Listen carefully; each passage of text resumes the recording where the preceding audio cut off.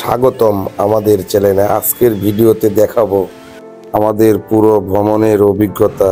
রাতেই নাটোর থেকে রওনা দিয়েছিলাম চট্টগ্রামের উদ্দেশ্যে।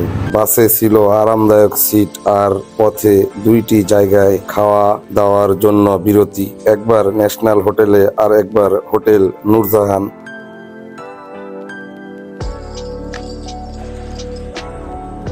সকালে চট্টগ্রাম পৌঁছে আরেকটি গাড়িতে উঠলাম সরাসরি কক্সবাজারের পথে। চারপাশে পাহাড়, রাস্তার দুধারে সবুজ আর পথে পথে ছোট ছোট বাজার, সব মিলিয়ে যাত্রাটা বেশ মজার ছিল। আমাদের প্রথম যাত্রা শুরু নাটোর বাস টার্মিনাল থেকে। হানিফ গাড়িতে নাটোর থেকে চট্টগ্রাম পর্যন্ত মাথাপিছু গুনতে হয়েছিল 1100 টাকা মাত্র।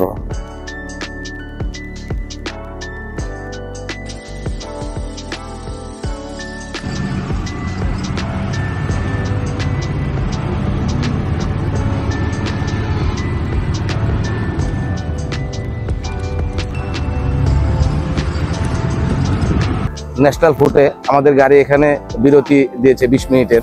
যেহেতু আমাদের প্রথম বিরতি, আমরা এখানে অল্প কিছু নাস্তা সেরে নিই। এখানে আমাদের খাবার ছিল 2টি পরোটা, 1 বাটি সবজি, তাতে গুনতে হয়েছিল 90 টাকা।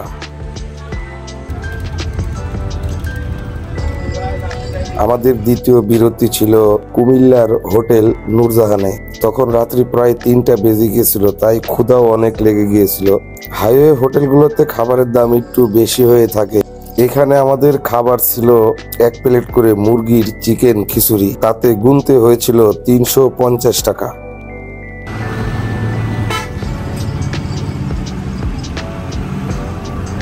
পৌঁছে গেলাম চট্টগ্রাম অলংকারে, পৌঁছে গেলাম। 10 ঘন্টা সময় লাগলো আমাদের। এখন সকাল 6টা বাজে। অলংকার বাস স্ট্যান্ড থেকে আপনাকে যেতে হবে নতুন ব্রিজের মোড়। সিএনজিতে ভাড়া গুনতে হবে 180 থেকে 200 টাকা।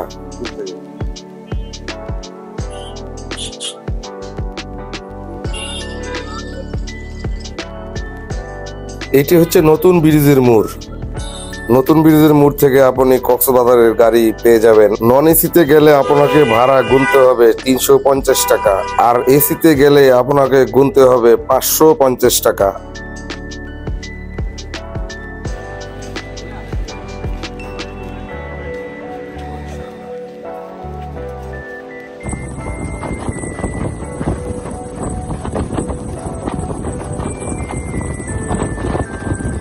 এটি হচ্ছে কক্সবাজার মেন বিচ কলাতলি মোড়। এখানে নামতেই চোখে পড়বে রাস্তার পূর্ব পাশে শামীম গেস্ট হাউস।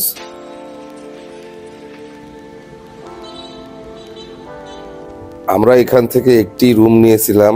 2টি ডবল বেড ছিল, 4 জন আরামায়েশে থাকার মতো রুম, তাতে গুনতে হয়েছিল 1400 টাকা। পাশেই ছিল আলগনি রেস্তোরাঁ। চলে গেলাম ওখানে দুপুরের খাওয়ার জন্য। আমাদের ভিডিওটি ভালো লাগলে লাইক, কমেন্ট, শেয়ার, সাবস্ক্রাইব করতে ভুলবেন না। অবশ্যই সাবস্ক্রাইব করে পাশে থাকবেন ইনশাআল্লাহ।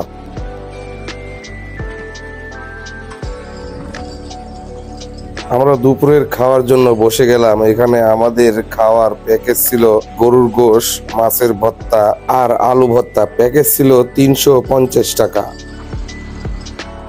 খাওয়া দাওয়া শেষ করে চলে আসলাম সেই সৌন্দর্য উপভোগ করার জন্য বিচে।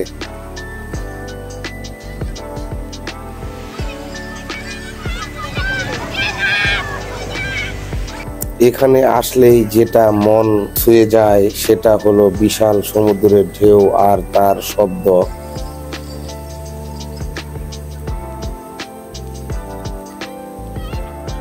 সৌন্দর্য উপভোগ করতে করতে চলে আসলাম অক্টোপাস আর কাঁকড়ার বাজারে। আপনি কি খাবেন যা?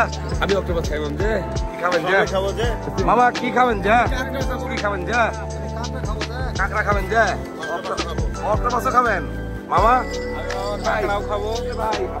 তাহলে যেহেতু আমাদের কাঁকড়ার পক্ষে লোক বেশি, সবাই কাঁকড়াই খাবে। বড় সাইজের আমরা কাঁকড়া নেব সবাই খাওয়ার জন্য।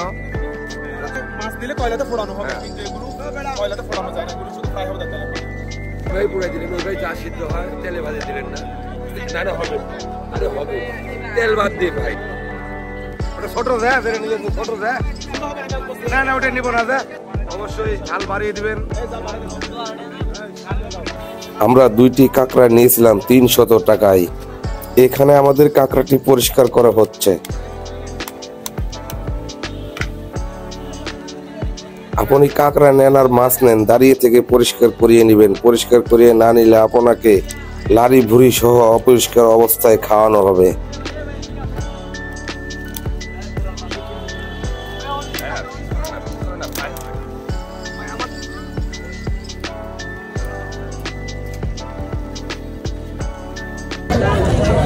আমাদের কাঁকড়া অর্ডার করেছিলাম, কাঁকড়াটা চলে এসেছে।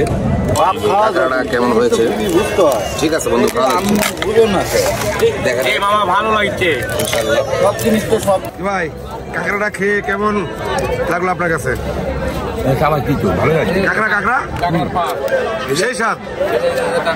মামা তোমার কাছে কিরকম লাগছে? কেমন স্বাদ?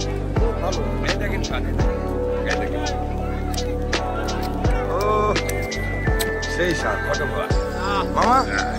যেখানে মোস্তফা মামার মতো লোক খাইতে চায়নি, সে ব্যক্তি খাইছে, তার মানে বুঝতে হবে যে এটা স্বাদ।